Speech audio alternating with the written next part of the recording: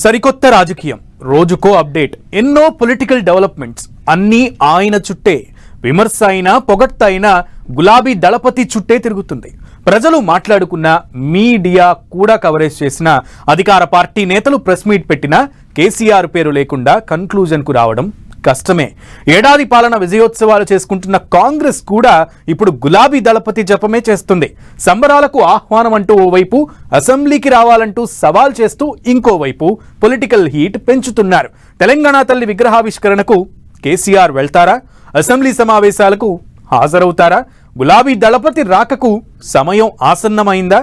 Sir ఫీల్డ్లోకి దిగేది ఎప్పుడు?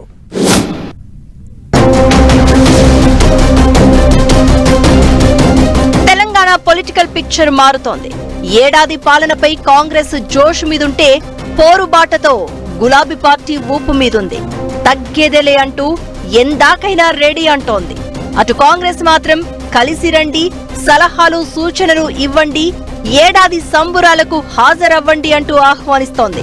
Secretariat లో తెలంగాణ తల్లి విగ్రహావిష్కరణకు కేసీఆర్ తో పాటు గులాబీ నేతలను ఇన్వైట్ చేస్తోంది కాంగ్రెస్. మరోవైపు సీఎం రేవంత్ రెడ్డి సలహాలు సూచనలు కోరుతున్నారు.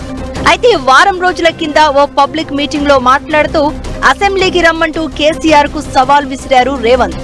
దీంతో తెలంగాణ పొలిటికల్ సినారియో గమ్మత్తుగా మారింది.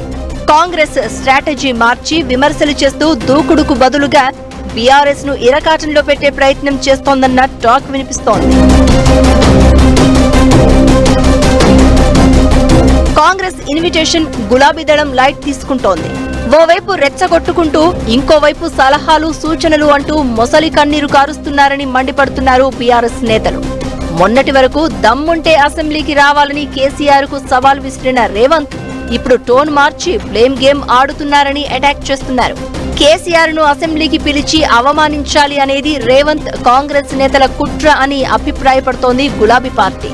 తెలంగాణ తల్లి విగ్రహావిష్కరణకు పిలవడం కూడా రాజకీయ కోణమే తప్ప రాష్ట్రాన్ని సాధించిన నేతకు గౌరవం ఇవ్వడం లేదని, అలాంటప్పుడు కాంగ్రెస్ కార్యక్రమాలకు తామెందుకు హాజరవుతామని ప్రశ్నిస్తున్నారు. కేసీఆర్ రూపొందించిన తెలంగాణ తల్లి విగ్రహం, కేసీఆర్ రాయించిన తెలంగాణ గీతం, రాష్ట్ర చిహ్నం మార్చి రేవంత్ సిల్లీ పాలిటిక్స్ చేస్తున్నారని మండిపడుతోంది బీఆర్ఎస్. కాంగ్రెస్ నేతలు ఆహ్వానం, సవాల్ ఎలా ఉన్నా కేసీఆర్ మాత్రం జనవరి 15 తర్వాత సంక్రాంతి పీడ దినాలు అయిపోయాక ఫీల్డ్లోకి దిగాలని భావిస్తున్నారట.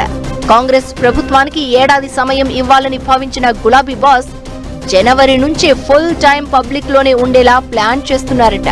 కాంగ్రెస్ వైఫల్యాల మీద సమర భేరీ పూరించబోతున్నారట.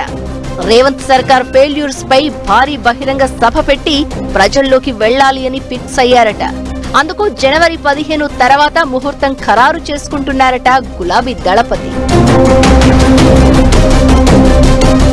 కేటీఆర్, హరీష్ రావు ప్రభుత్వంపై పోరాడుతూ ఫుల్ యాక్టివ్ గానే ఉన్నప్పటికీ కేసీఆర్ పొలిటికల్ గా యాక్టివ్ గా లేని లోటు మాత్రం స్పష్టంగా కనిపిస్తోందని అటు ప్రజలు ఇటు రాజకీయ వర్గాల్లో అభిప్రాయాలు వ్యక్తమవుతున్నాయి. దీంతో రాష్ట్రంలో ప్రభుత్వం మారిన తర్వాత మరోసారి అసెంబ్లీ సమావేశాలు జరగబోతున్న వేళ కేసీఆర్ రాక గురించి విస్తృతంగా చర్చ జరుగుతోంది. అసెంబ్లీ బడ్జెట్ సెషన్ తొలి రోజు సభకు వచ్చిన కేసీఆర్ మీడియా పాయింట్ దగ్గర ప్రభుత్వ తీరును ఎండగట్టారు.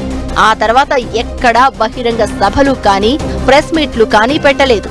నేతలు, కార్యకర్తలతో వరుసగా భేటీ అవుతున్న కేసీఆర్ ఈ దఫా సమావేశాలకు హాజరవుతారా? ప్రజల తరపున ప్రభుత్వాన్ని ప్రశ్నిస్తారా అన్నదే ఇప్పుడు సస్పెన్స్ గా మారింది. ఈ మధ్య మీడియా ప్రశ్నలకు సమాధానంగా అసెంబ్లీలో కేసీఆర్ ప్రళయ గర్జన చూడబోతున్నారంటూ చెప్పారు కేసీఆర్. ఆ లెక్కన సార్ సభకు వెళ్తారన్న చర్చ కూడా జరుగుతోంది. అయితే కేసీఆర్ రాక మరింత జోష్ తీసుకొస్తుంది అనడంలో డౌట్ లేదు. అయితే ఆయన రాకపై బీఆర్ఎస్ వర్గాల్లోనూ స్పష్టత కనిపించడం లేదు. అసెంబ్లీ సెషన్ పూర్తి షెడ్యూల్ వచ్చాక కేసీఆర్ నిర్ణయం తీసుకుంటారని పార్టీ వర్గాలు చెప్తున్నాయి. ఒకవేళ అసెంబ్లీ సమావేశాలకు కేసీఆర్ హాజరైనా ఆయనకు తగిన ప్రాధాన్యత ఉంటుందా? సభలో కేసీఆర్ కు మైకు ఇవ్వకుండా ప్రభుత్వం అవమానిస్తే ఎలా అనే అంశాలపై కూడా గులాబీ పార్టీ చర్చించుకుంటోంది. ఏదేమైనా అధినేత ఆగమనానికి సమయం ఆసన్నమైందన్నది పార్టీ శ్రేణుల అభిప్రాయంగా తెలుస్తోంది. చూడాలి మరి గులాబీ బాస్ నిర్ణయం ఎలా ఉండబోతోందో.